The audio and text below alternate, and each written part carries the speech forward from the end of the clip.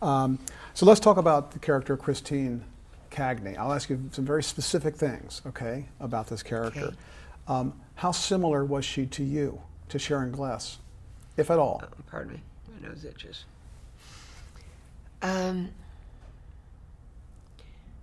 Not, I don't think she really was like me, but I understood her.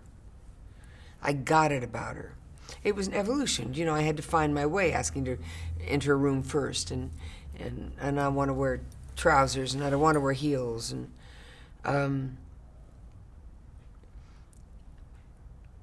we're both tomboys. I was a tomboy as a youngster.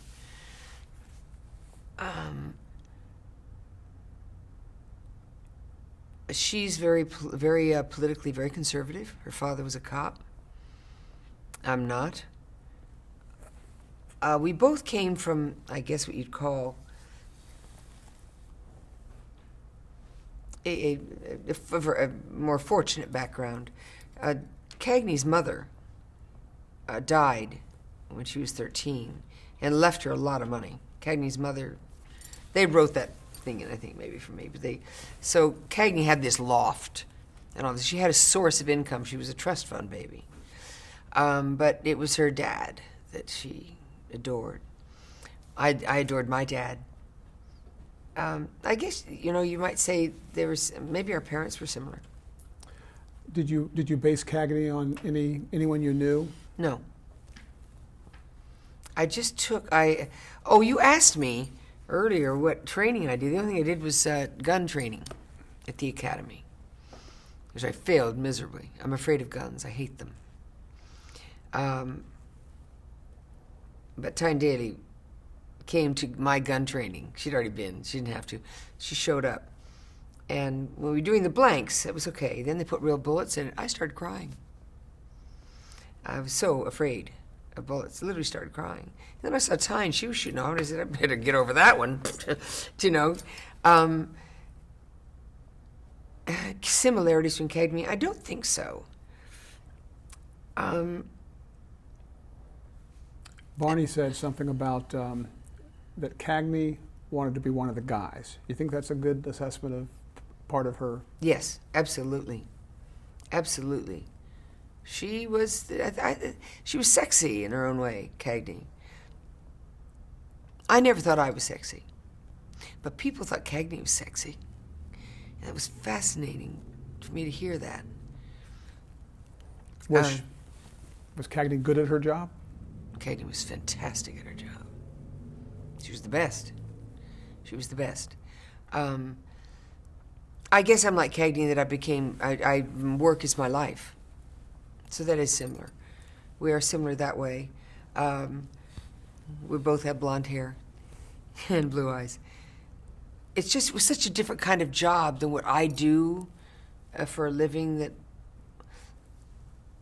I don't think we have the same voice, and I do have a temper. But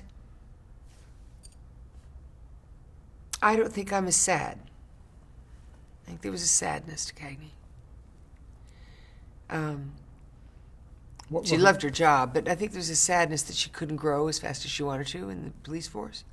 She never could commit to anyone. I think she was very much a loner, but I think there was a loneliness to her.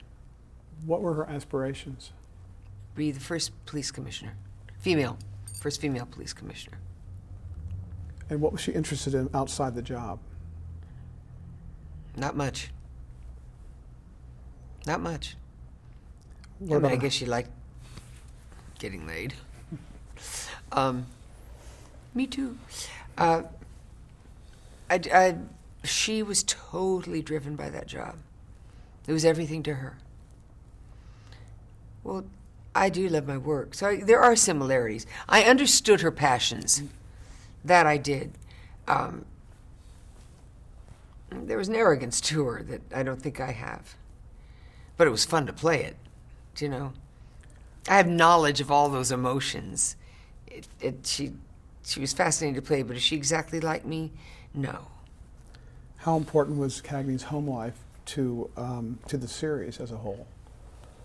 Well, Charlie Cagney was a big part of her life, her father.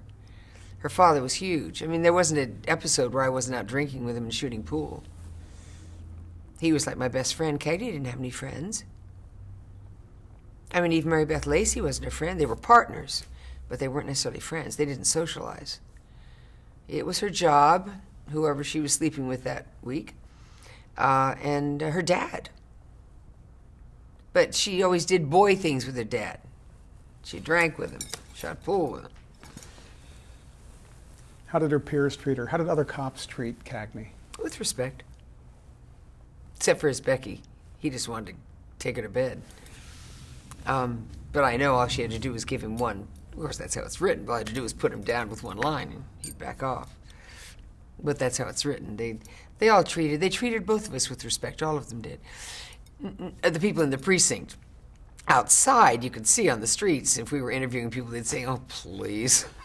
I mean, when they had Brian Dennehy playing a bounty hunter, it is so funny. He ad-libbed it, but they kept it in.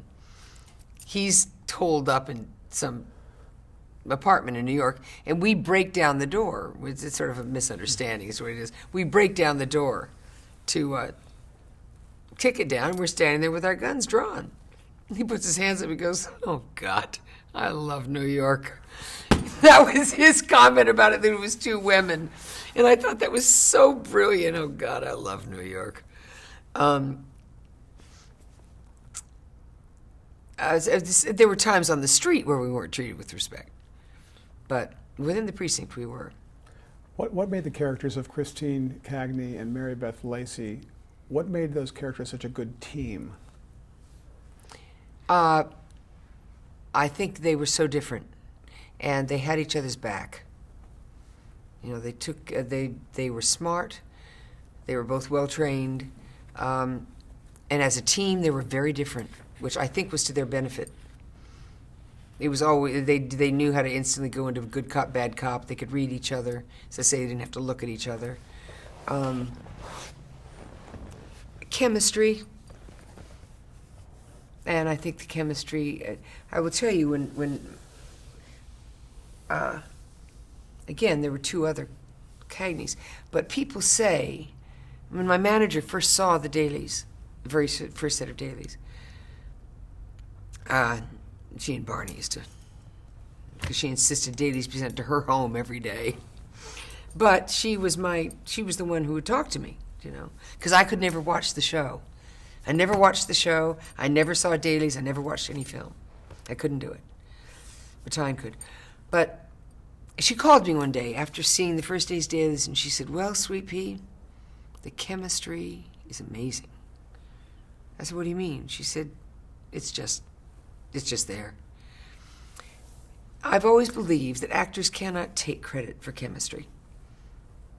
It may be wonderful, but we just walk in with what we have. I have. She walks in with what she has, and if it works, fantastic. But it's never anything. The person who can take credit for that is the person who thought to put you together. And I think Cagney and Lacey, the characters, had chemistry together. I think Tyne and I do. But we can't take we can't take a bow for it. It's just the way it worked. During the course of shooting the series, did you ever fight for a storyline or a change in a script or anything? Mm-hmm. Yes, there was one episode that I fought. I was in tears. I mean, I was crying, saying, "Please don't make me do this." And it was a bag lady. It's a story about a bag lady.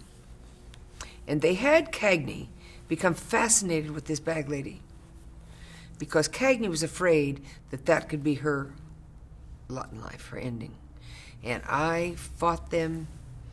I mean, literally crying. I was so angry and so upset. I said, "No, I know this character better than any of you now.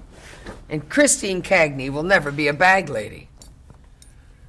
And Barney said, just play it.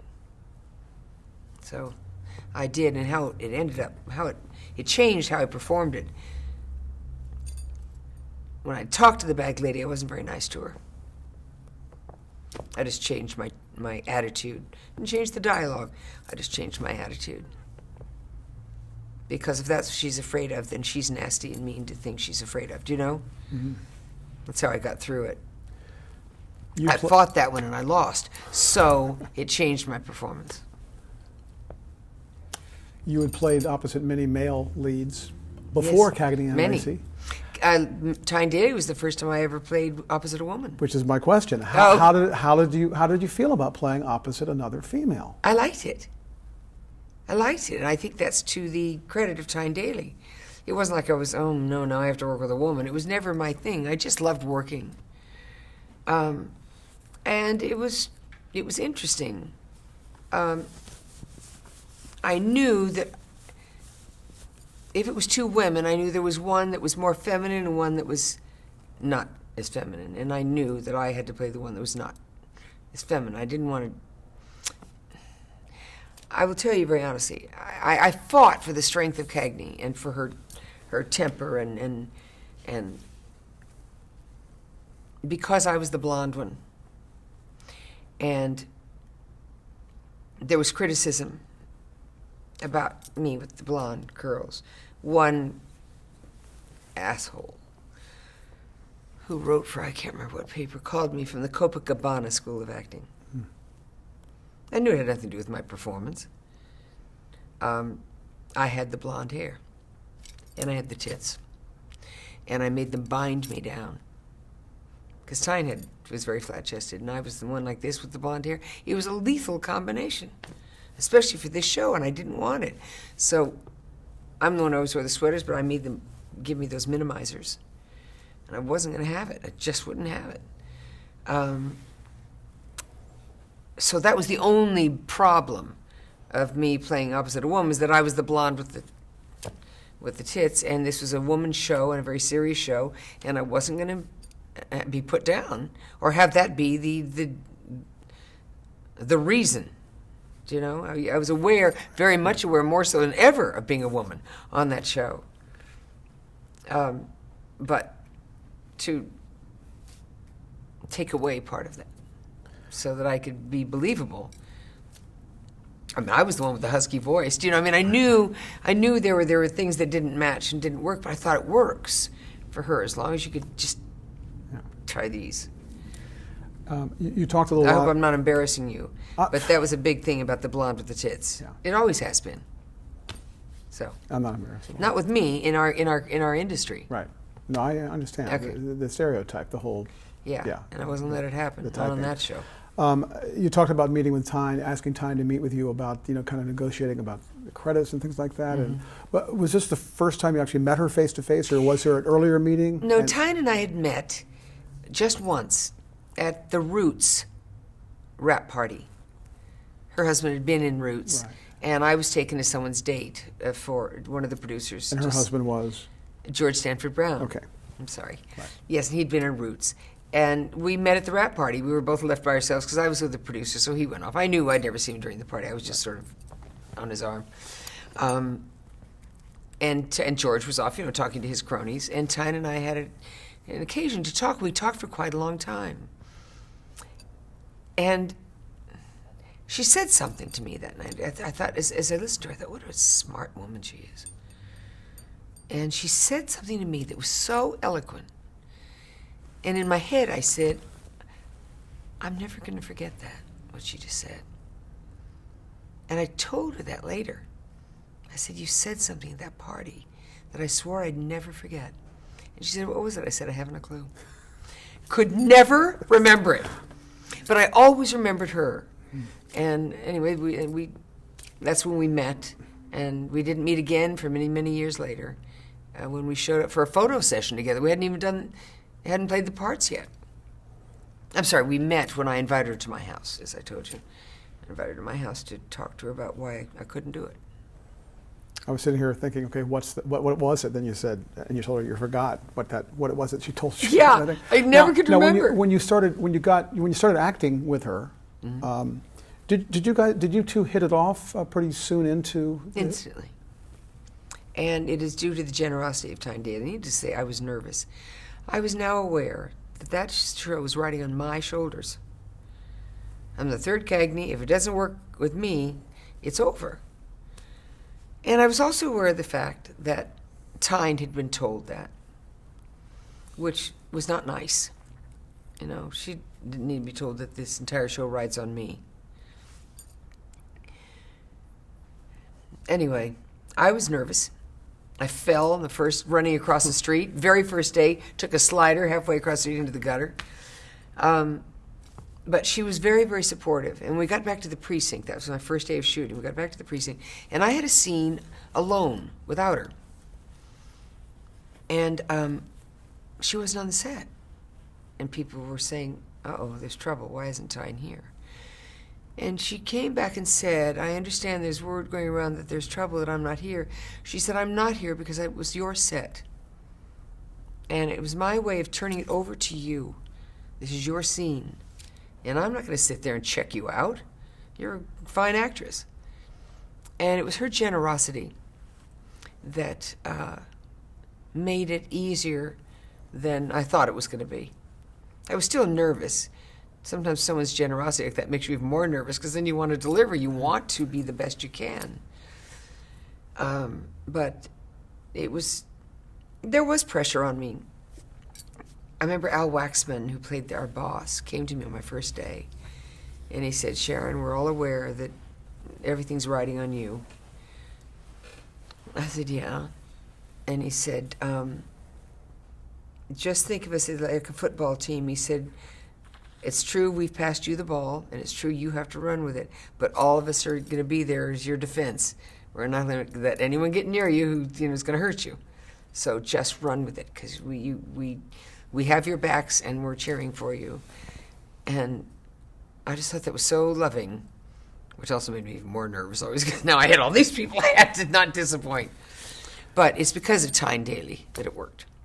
Do you still maintain a relationship with her today? Oh, yeah. I was at work doing burn notice in Florida, and there was a knock on my door last Friday. I thought it was telling me my lunch hour was over and they want me on the set. I opened the door and there was Tyne. I said, oh my God. And she came to surprise me. And when we walked on the set together, the crew, because Tyne Daly was coming, I said, you guys don't get that excited when I walk on the set. But I think it was seeing us together, you know, it was... I forget that because she's my friend, but I forget that people see us together and go, so many years later. What kind of feedback did you get from real life female cops? Good. We had what do you call them? Technical advisors on our show the first 2 years. One was a lady cop from L.A., and then they thought this is a New York show. They flew a woman in to advise us. And I always remember she had a cut across her face with a knife cut, all the way across. A woman cop got it on the job. But we were told by cops that what a great job we were doing. The New York Police Department flew us to New York, and we were the first women, first actresses that had ever been honored by the New York Police Department. There was a big, huge thing. The chief of police was there. And I think one other cop show had been honored. And they honored us as the quality of work we were doing and portraying them. How cool is that? Very cool. You know, doesn't get any better than that. I'm going to name some actors that you work with, okay. And almost like a word association. Why don't you give me just a real brief, quick impression, or okay. a couple of words or something? Okay, starting with John Carlin. I love Johnny. Can I tell a quick story? Sure. About Johnny? I didn't work with Johnny for a long time, you know, because he only worked at home with Mary Beth. I had my first scene with him months into the show, and I love Johnny. Just a fast word, like a crazy, good crazy. Johnny Carlin is crazy. But I was nervous in the rehearsal. And I said, I'm sorry, I'm just nervous working with you. And he gave me a great acting note. He said, hey, we're just talking here. And I went, that's right. And every young actress that I work with, or actor that I work with who's nervous around me, I tell them that story. And I say, hey, we're just acting here. Or, hey, we're just talking. And they go, yeah, we are. Okay, thank you. So Johnny's wonderful, and my friend to this day. I love him dearly. That's great. He's a Gemini like me. I think in theater they'd call it an acting trick. Acting trick? Yeah, to say something that will help you Oh, yeah. feel comfortable. We're just talking. And he played, of course, Harvey Lacey. Al Waxman played Lieutenant Samuels. Played our boss, Lieutenant Samuels. What about Al? Al and I stayed friends to the day he died. Al's the one who said, we're handing you the ball. Al's the one who said, we're handing you the ball, you're going to run with it, but we're right beside you. Old pro, big star in Canada, and never told us. He was the star of a series there called The King of Kensington. And when he died, the headline said, the king is dead. That's the main paper in Canada. And he never told Tyne and me how famous he was. Anyway, it's a pro. Detective Mark Petrie was played by Carl Lumbly. I loved Carl. But Carl and I never got to work together. We never had scenes together, do you know? Carl was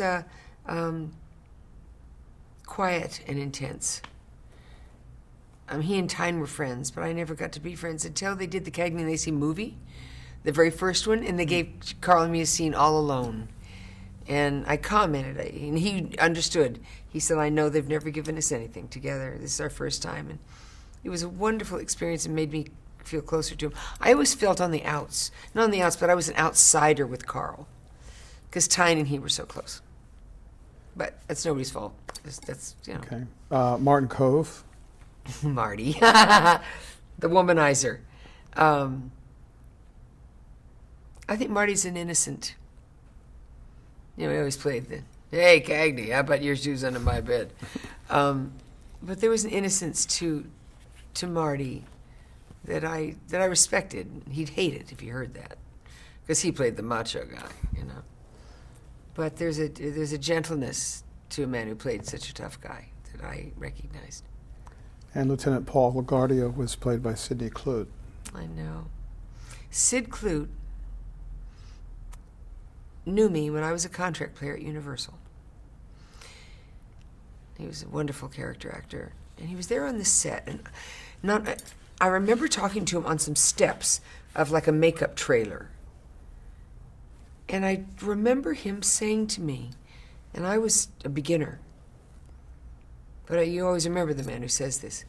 He said, you're going to make it. You're going to be a big star one day. I said, really? He said, you mark my words. And when I walked on the Cagney and Lacey set, and there he was again, 10 years later, he said, do you remember my saying this to you? I said, I do, but I didn't know if you'd remember. And anyway, that's great. It. Jason Benhart, who played Deputy Inspector Marquette. Oh!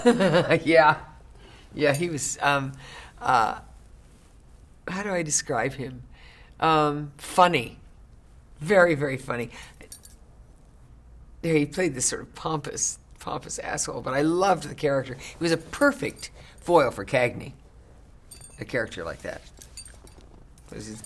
And then Harvey Atkin played Detective Sergeant Ronald Coleman. I know. Harvey and I are dear friends to this day. Harvey told a story about me. He tells it now that I didn't know. That he kept screwing up a line. I don't remember it. He said, I kept screwing up a line, and it was screwing you up every time I'd screw up the line, but I was nervous because I hadn't done a scene with you before. And he tells me that I said something to him that was so offensive and so funny that he remembered the line. He's like a big bear, big teddy bear, multi-talented guy. As huge voiceover man in Canada and here. Anyway, he's a wonderful man. I love him. How did you feel about the introduction of Dick O'Neill as your character's father, Charlie Cagney? Well, you know, he played Meg Foster's Charlie Cagney too. So, did you say how did I feel about? Oh, so he was already part of the show then. He was already part of the show. I was the right. only new one. Yeah. Right. Well, what was the? I loved him.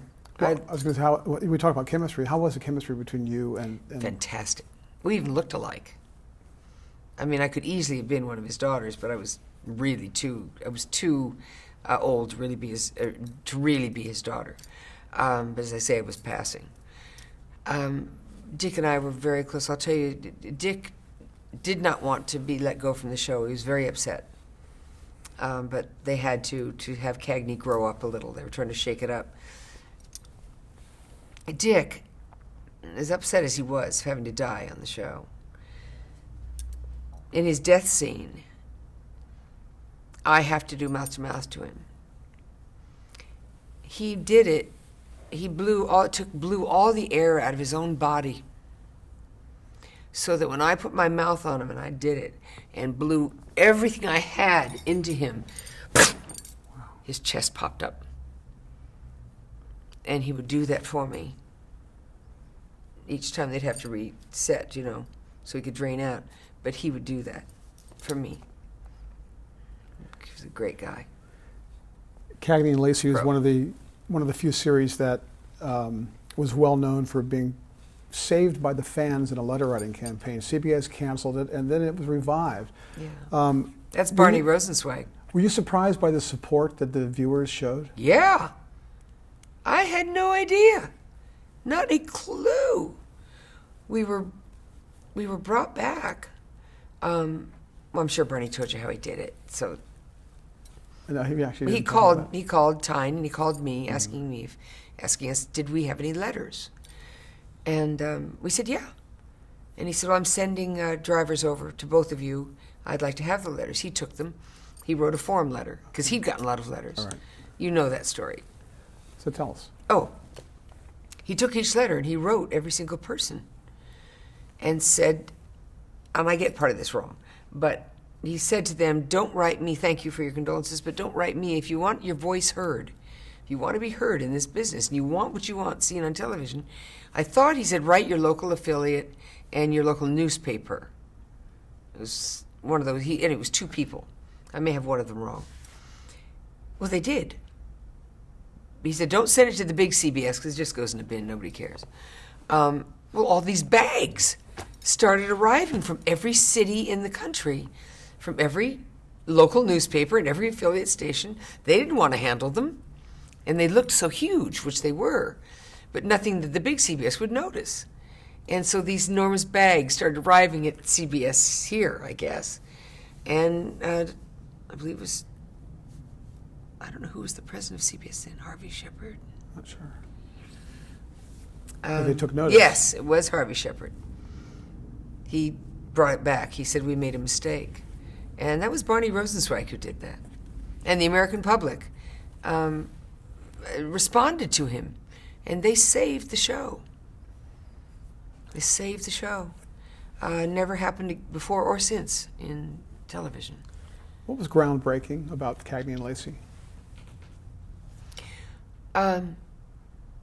I think that it was 2 leads who actually talked about real feelings. Never, ever been done. Ever. And especially 2 heroes. I mean, they're cops talking about vulnerability. It had never been done. Now, after that, Bochco did NYPD Blue, and he had 2 men who talked about their feelings. But it was first done by Cagney and Lacey, and I think a lot of it was raw emotions, and talked about their vulnerabilities. Well, I don't know any cop show that ever had anybody who was ever vulnerable emotionally. It was the realness. This is what I understand. When I was doing it, did I notice it? No. I had no idea what was going to happen to this show, or the impact it was having on women and some men out there. But I believe that's what was different about it, was sounds corny now, the realness and the vulnerability of the 2 of them talking about things other than just the case. It's also, I think, the first cop show that probably had any people losing cases. We didn't win them all. At the time you were shooting and the time you were, performing these scripts that had, the series was known for social issues, having social issues be part of the story. Alcoholism, abortion. Did you feel breast that- cancer, yes, using exactly. condoms. Did you feel at the time that you were doing important work because this was so, it wasn't just a story, but the relevancy of what the messages were? Eventually I did. I didn't get it for a while. But it never, I have to be very honest with you, it was never important to me. And I think because if I started buying into, look at these important issues we're dealing with, I couldn't do my job. You know? I couldn't play Chris Cagney. It never was very important to me that that's what we were doing. I loved that it was helping people because we'd get letters saying, and I think, wow, that's great. But just the characters being real, no matter what they wrote for us, no matter what they handed us, was just keeping it real. Some of it was very painful. Some of it, Cagney got raped in one of them. Seeing Mary Beth go through breast cancer. The alcohol thing came late. They'd been building, but never thought it would be built to what happened. That was very upsetting, that one. I was not a feminist when I came on the show. I didn't understand the importance of it. As I said, I never was competitive with men. Except when I was little and my mother wouldn't let me go to the movies alone because I was a girl. You know what I'm saying? Right. I really learned, the first feminist I met was Barney Rosenzweig, that I knew was an active feminist. And as he say, he learned it from Barbara Corday. I mean, and Tyne was very active in the movement. I was not. I didn't understand really what was at stake out there. I lived a very little life. But I did get on the bandwagon. But again, I must go back to remind you that I played a character who was, she would have sold out Mary Beth to be one of the boys. You know, she wasn't a role model. We were called role models for the 80s, but I always said, if Tyne and I were ever asked to play role, how would you girls like to be role models for the 80s? I think we would have gone screaming into the night. You can't play a role model. And I especially had fun playing if it was a role model. I loved playing her faults, her frailties, her insulting she could be. And that she, after Barney explained it to me, she'd sell out her partner. If, I don't mean she wouldn't have her partner's back if it came to life and death, but socially she'd sell her out with the boys. Tyne Daly won, I think, a couple of Emmys for Best Actress in a Drama. Three. Three before your before turn, right? mine. So how did it feel when they called your name for that award the first time? It was great. The first person I went and got and hugged was Tyne. I went over across the. I don't know if I hugged her. I shook her hand.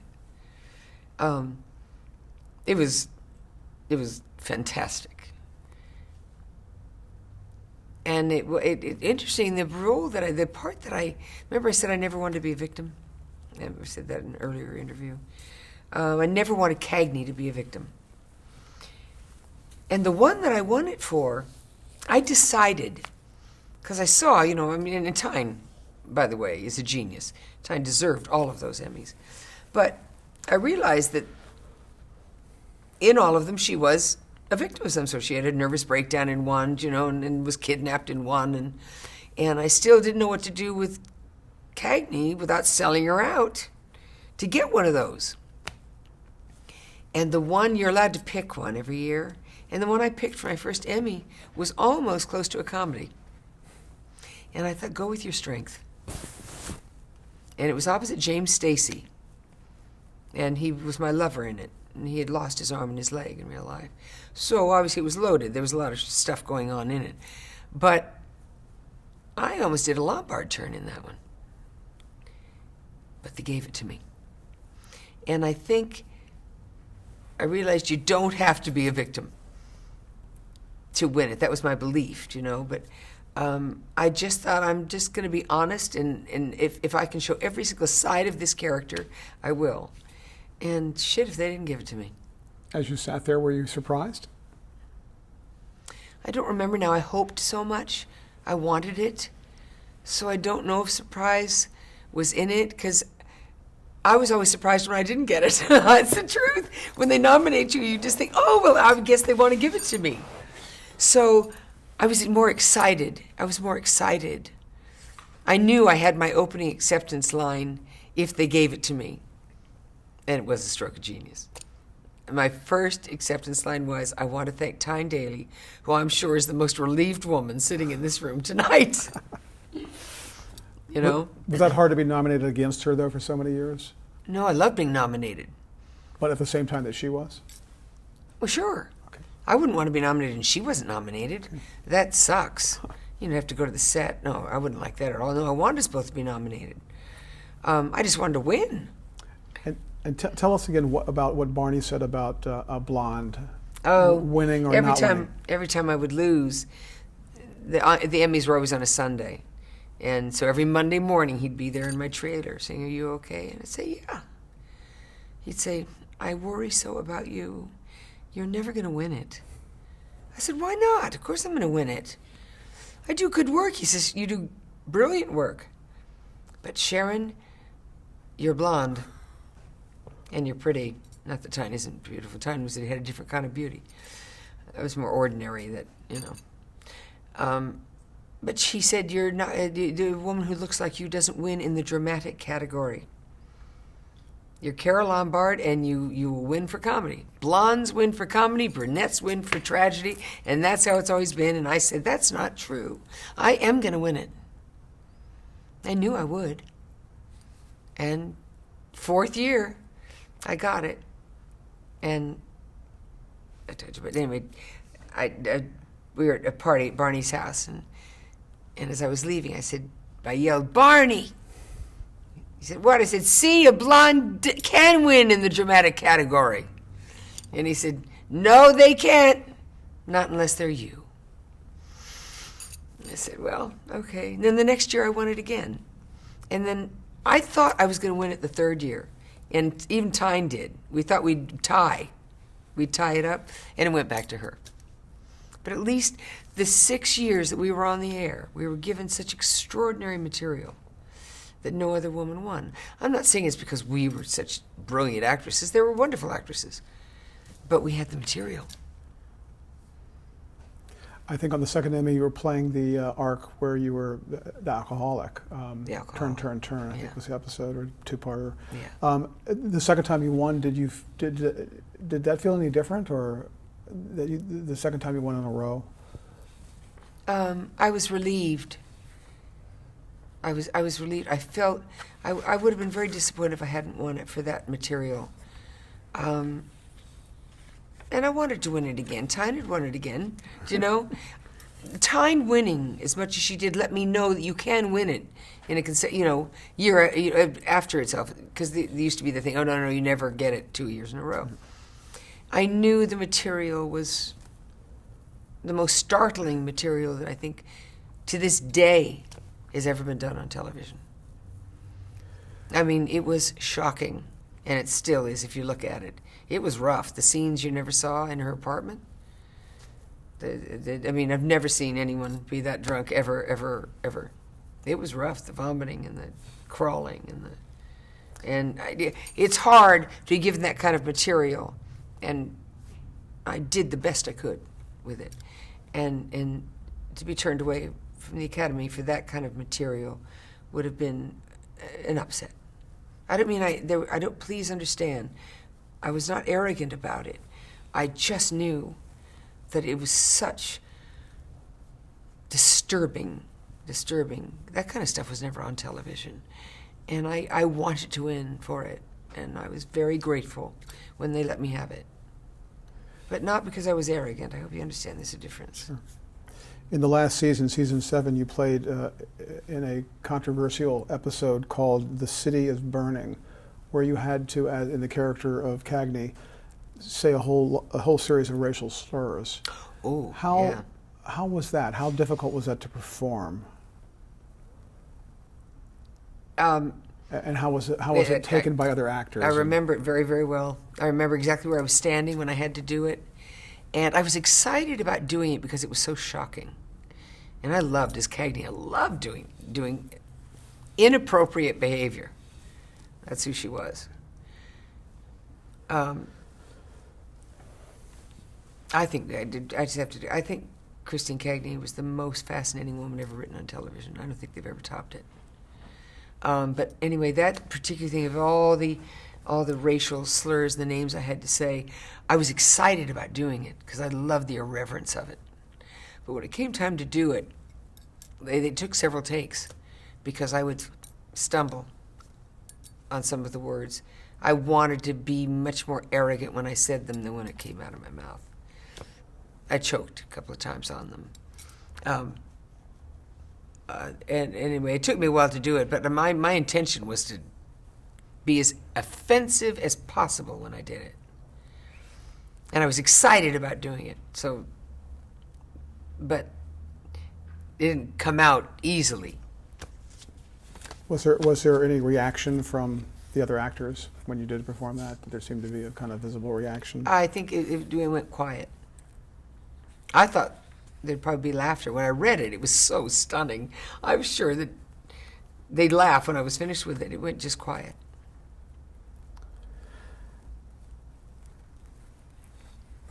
Your working relationship with Barney Rosenzweig, how was that through the course of the series?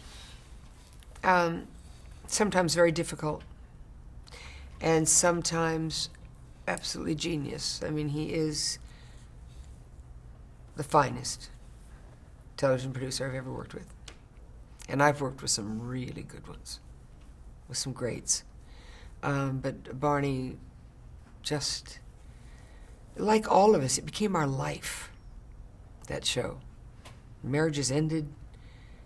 I mean, it tore up lives shooting that show because we gave everything we had. And with Barney at the helm, you know, he used to say, just give me 1 minute of genius a day. That's all I ask from the two of you. 1 minute of greatness. And I will have a hit show because I'll have 7 minutes of greatness. And he cheered us on, he led us on, he made life as comfortable as he could for us. He could be an asshole. He was tough. But he never asked for more than what he gave. I mean, I could tell you for hours and hours and hours stories about Barney, as some of you have on film. Guide me if there's something you want me to retell. That's good. That's good. That's good. You reunited with Tyne for 4 TV movies, Cagney and Lacey TV movies. How did you feel about coming back to the character and working again? I remember that very well. It was very, very difficult for me to come back. And I said to Tyne, this is so emotional. This is hard. I'm like, I can do this. And she had a much easier time with it than I did. But they changed Cagney. I'm glad I have an opportunity on film to say this. I hated what they did. She was married, right? Yeah. I fought it, and I was a newlywed myself. I was married to the producer. It was awful doing those TV movies and being married to him. Awful. Almost ended the marriage. And I hated staying in the same living quarters with him when Tyne had her own apartment all alone. I wanted to be by myself. I was shooting Cagney. You know, I didn't want to. We fought. He and I fought through that whole thing. I hated that they had her married.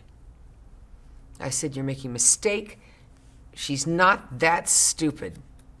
This Barney, I said, you can't. She's not marriage material. Does anybody remember how screwed up this woman is? Barney said, I didn't say she stays married. She'd get divorced in the same movie. I hated it. It was a terrible mistake. I didn't know what I was doing when they had me come back and playing a married woman. I didn't know who Cagney was anymore.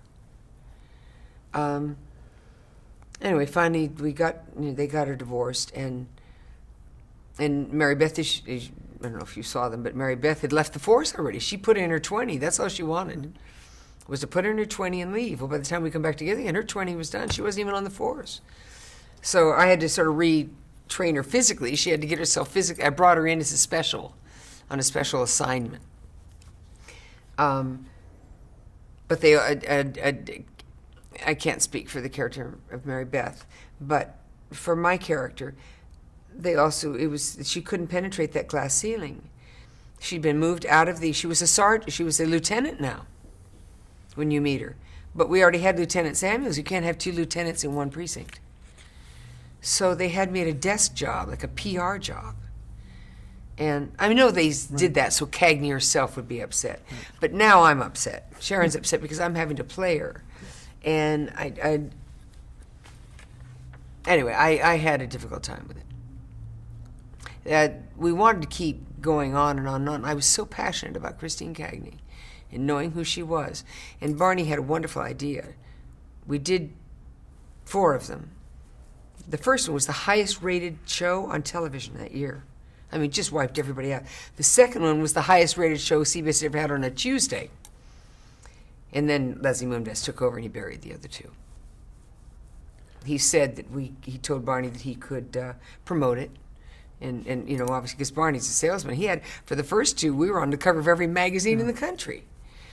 Then Leslie took over and he destroyed the franchise. He promised Barney that he would be given plenty of notice so he could at least promote the shows. And we opened up the TV Guide, and there it was opposite the American Music Awards one year and opposite the World Series. Wow. He hated the show, said he hated it, and personally went after destroying it. And succeeded. But Barney had a great idea. What he went to talk to Lizzie about was to do 2 shows for 5 years, 2 movies. It's a great idea. Until one of them didn't show up one day. Watch them age. There are women out there who are aging with us, who are still working in jobs.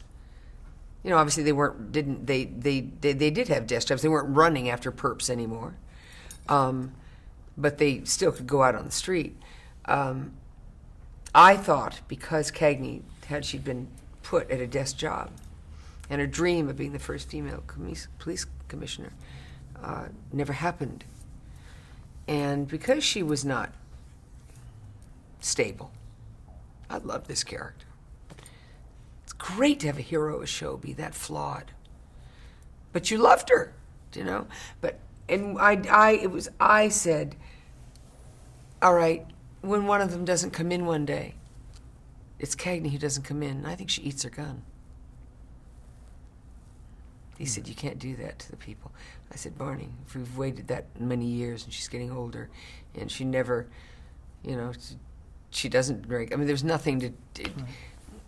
Do you understand what I'm saying? Mm-hmm. I thought she's such a fabulous character, such a flawed character, that one day she just says, this sucks.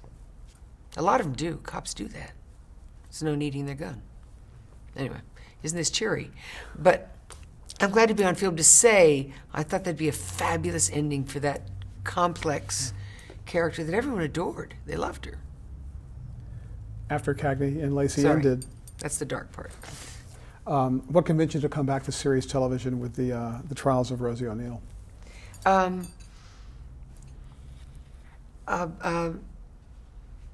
I had been asked to do a series for somebody else. And I loved Barney. I was in love with Barney. We weren't married yet, but I was in love with him. And he said he didn't want to work with me. He thinks it's a lethal combination. You can't have a personal relationship and do a series together. I said, well, I could. I'd behave myself. He said, I have a tall picture of you coming home, crawling into bed with me, and I tell you how fat you looked in dailies today. He said, that'll get you hot, won't it? So I told him, I said, I've been approached. And the series, they want to do a series with me, somebody else. And he said, it makes me sick. I can't. I have to. I can't let someone else do it. So that's how Rosie O'Neill was born. He devised that series for me so I wouldn't go do it with somebody else. Did you have to think about how am I going to make this character totally different than Cagney? Yes. I did everything in the world I could to make her different. But she wasn't as interesting, you know. She was a liberal, Rosie O'Neill. She was a public defender. The thing that Cagney hated. She hated public defenders. She was married or divorced. Now, he met Rosie when she was divorced. She was just the polar opposite of Cagney.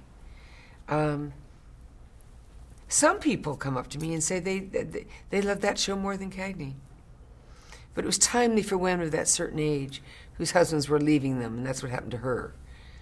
I had the idea of starting her out in therapy. I said, if I can't deal with what's going on with her in the show, then I want to start it out by talking about what it's like to have been left by this man, and that she's changed her life, and that she's now a public defender. She had her own law firm, fancy. So that way it wasn't as successful, but there are people who say they love that character more. But I'm sure it was people who were going through what she was going through. You know, everyone likes to see themselves, I think, in film. In that series, you worked with 3 actors. I'm going to name them, and just real quick impression. Okay, Ed Asner. He's so hot. I've always had a crush on Ed Asner. Robert Wagner. Oh, he's hot too. Robert Wagner has been a very, very loyal friend to me. Even though we don't see each other very much, he's one of my dearest friends. And He talk about someone having your back. That was RJ for me. And Ron Rifkin. Oh, Ron. Jewish.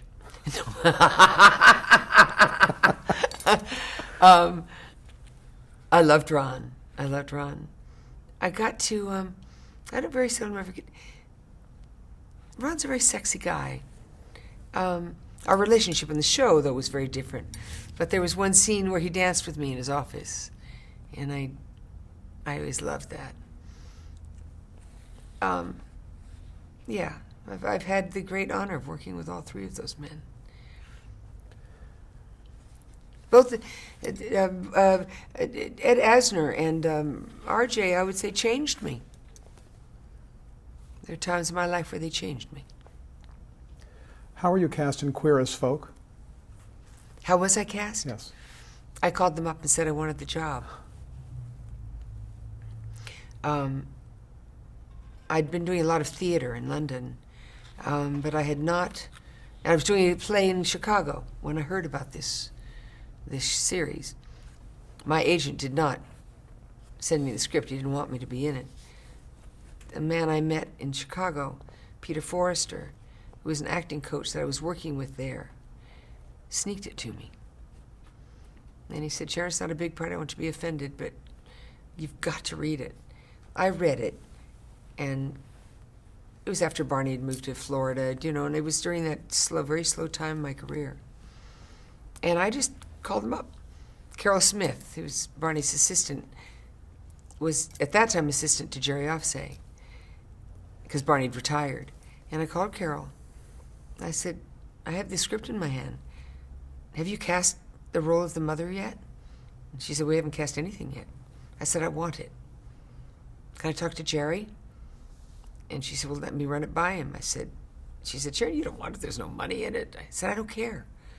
She thought, first of all, she said, no, you don't want that part. She thought it was the mother of Justin, the high-tone mother, And I said, no, I want to play Debbie, the waitress. She said, oh. So she told Jerry, and Jerry sent the message back to me. He said, tell Sharon I like the idea. I think she'll bring a little class to the project. I wrote Jerry back, I said, Jerry, class is not what I had in mind. Not for this character.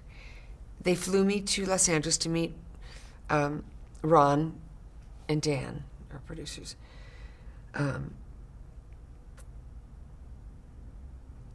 I just went blank because I had Ron Rifkin on my mind. Forgive me. I know you said that. Cowan and Wait. Whitman. Yes, excuse me.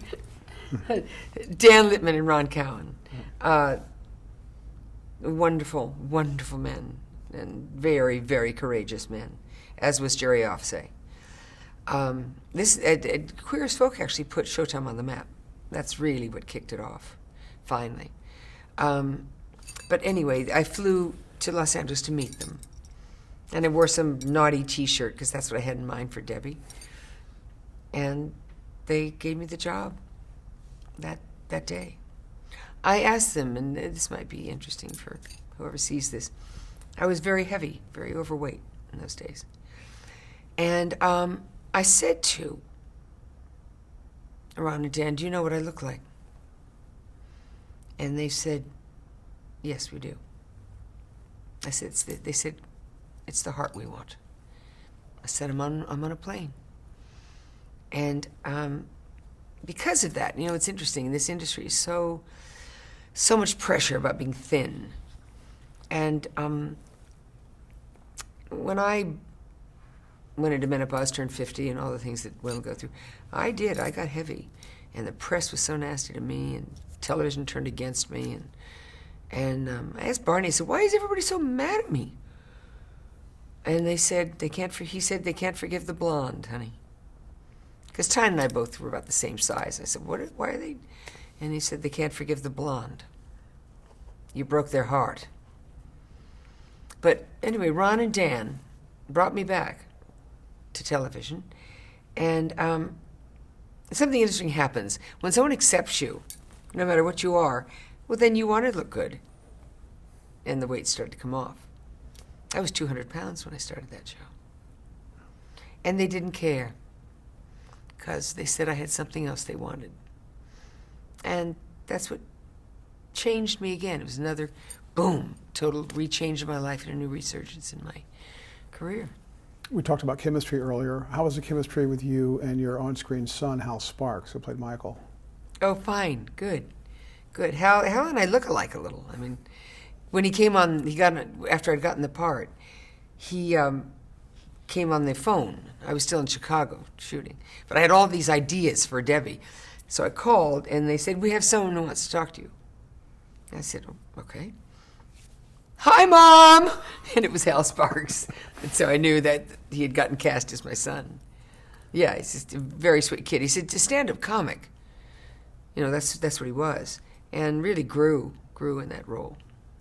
Did you? Was it surprising to you that you had the acceptance of you, Sharon Gless, from the gay community that you ended up having because of this role? It was not a surprise, because I'd had the gay community support since Cagney. I couldn't convince anybody that I wasn't gay. They all insisted that I was, and it was fine with me. I used to make jokes because the press wouldn't believe me, and I said, "No, well, I'm not gay, but I have been festive," and that sort of got to be the joke about me. But the gay community, the lesbian community, had always been great supporters of mine. And then when I did Queer as Folk, then the gay community came and just, I would say that my career, really, I really have to think, my career has been largely because the gay community has been so supportive of me, through the good and the bad. They just keep coming back, and so do I. And you're working a lot. You're doing a series currently, still Burn Notice, right? Right. It's still on.